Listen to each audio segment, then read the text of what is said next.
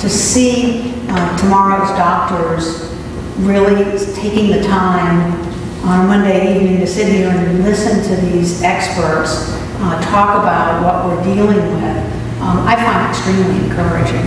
Do you agree with me? I think so.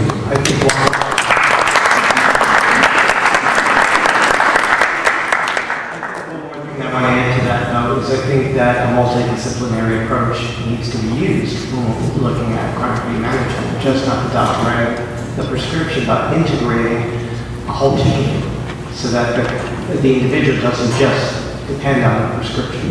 Right. And when you have physicians, other than pain management physicians, that want to be managing chronic pain, they need education in order to do it. And that's, again, part of why we've done with regards to the legislation is you've got people out there that don't know anything other than just prescribing medications, don't know what's out there. So part of the education is to go through what is a multidisciplinary approach. When do you need to refer? When are the medications appropriate? When aren't they appropriate? When do you need to change the dosages and the actual medications that you're using?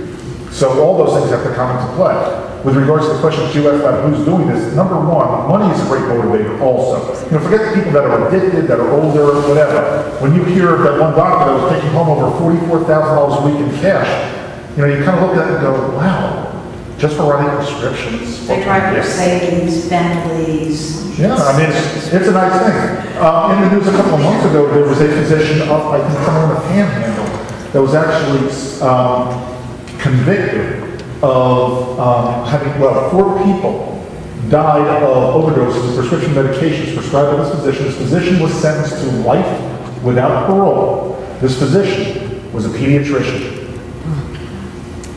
And the thing that strikes me is that from a layperson's point of view, I grew up respecting doctors. I trust my doctors. I trust them with my life.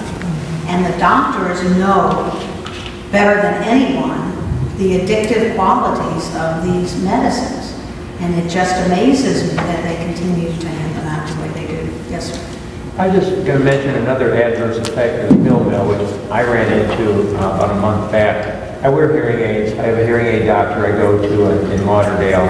I hadn't seen him in about 6 months, went for a checkup, and I noticed when I pulled in, it's like a little strip building with 2 other stores and him. And there's like 25 or so young people all over milling in the parking lot, sitting on the edge of the windows, and I had never seen that before. I went inside and I said, what are all these? Oh, it was a pill place started, a pain center starting next door. And I'll bet you they were all smoking and drinking Mountain Dew. I don't know what it is. I didn't know They smoke and they drink Mountain Dew. A lot of caffeine. Oh, is that it? Oh, okay. Well, I was just sitting there, and he hooked my hearing aid up to the computer, and he's trying to help me with, my problem, and there's like 3 or 4 leaning on his window talking loudly, obviously with hearing problems. That didn't work. He had to go ask him to leave, and he said after all the years he's been there, he's looking to have to move his building just because of what's happening.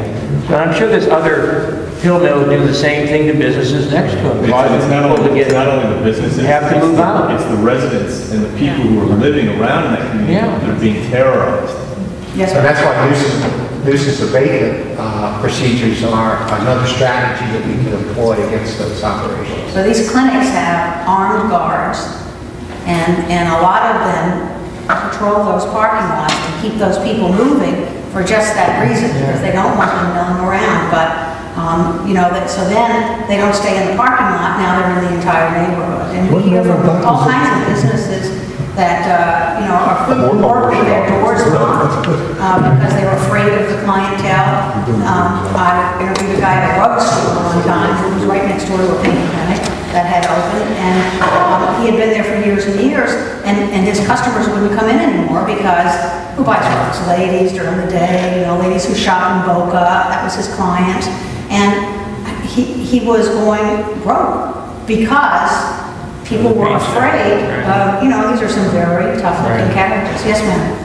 I'd like to actually, her first question. Somebody who makes $44,000 a week what are they making it from? Are they making it from the margin on the prescription drug that they're dispensing? Are they making it on the fee that they pay to the visit fee? I mean, how do you make $44,000 on, I don't know, $150, say $150 visit, you know, doctor's visit, where they write a script, and then where are they making their money? When they're seeing hundreds of patients a day and they're getting a cut out of every visit, it adds up very quickly. I don't know whether or not they're getting a percentage of the bills. Okay. And what Yes, also, they I think what you also have to keep in mind is, remember what they're doing. They're dispensing from their own locations. So whatever they're purchasing the pills for, let's say they get the pills for 25 cents, they're setting the market.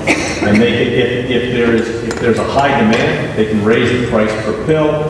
You know, so if you're buying your pills for 25 cents and they're selling them for $200 or $2.50 a piece, clearly that adds up. But I mean, any doctor, I've been sitting here listening to this, I'm thinking, any doctor I've ever been to, we were just at the hospital with my daughter, nobody gives you medicine. I mean, Schedule 2 opioids? you have to go to Walgreens. We were in the hospital, they gave me